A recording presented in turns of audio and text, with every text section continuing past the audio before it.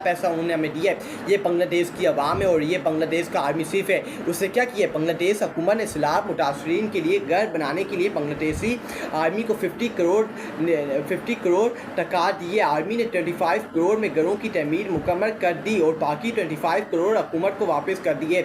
ये बांग्लादेश के army chief हैं और ये बांग्लादेश की हुकूमत है। ये गैरतमंद आर्मी चीफ होता है, ये गैरतमंद आर्मी होता है, ये गैरतमंद आर्मी का सबरा होता है जिससे डांडी नहीं की, जिसने आवाम का पैसा चोरी नहीं किया, उससे आवाम का पैसा सही तरह इस्तेमाल करके इन्वेस्टमेंट करके घरों को बना के तमीर करके 50 करोड़ इसको दिए गए थे, इसके हाथ के अंदर टोपे गए थे। ये अगर चाहता तो वो आधे पैसे अपने बैंक का अकाउंट के अंदर ट्रांसफ़र कर देता और अपने आधे पैसे अपनी आर्मी के अंदर बांध देता, ये लो पैसा खाओ, ये हमारी आवाम का पैसा है, ये हमें पैसा मिल गया। लेकिन उसने ये नहीं किया। उसका ईमान इतना ताकतवर है कि उसने पैसे जितने पैसे तमीर हुए घर के अंदर वो तमीर किए हैं, वो घर बनाए हैं मुतासरीन के लिए, सैलाब मुतासरीन के लिए, और जो पैसे बाकी बचे हैं उसने अपनी हुकूमत को, अपने प्राइम मिनिस्टर को वापसी दे दिया, क्योंकि उसने कहा कि मेरी कौम का पैसा है, ये मैं कौम का पैसा नहीं खाऊंगा। लेकिन जो यहाँ पाकिस्तान के सो कॉल लीडर्स बैठे हुए हैं वो पाकिस्तानी कौम का पैसा पिछले 40 सालों से खा रही है, पाकिस्तान का पैसा कुस के खा रही है, अपने मुफक्कुसियों के ऊपर बैठी है, और जो हमारी पाकिस्तान की रियासत है वो इनके पीछे खड़ी है,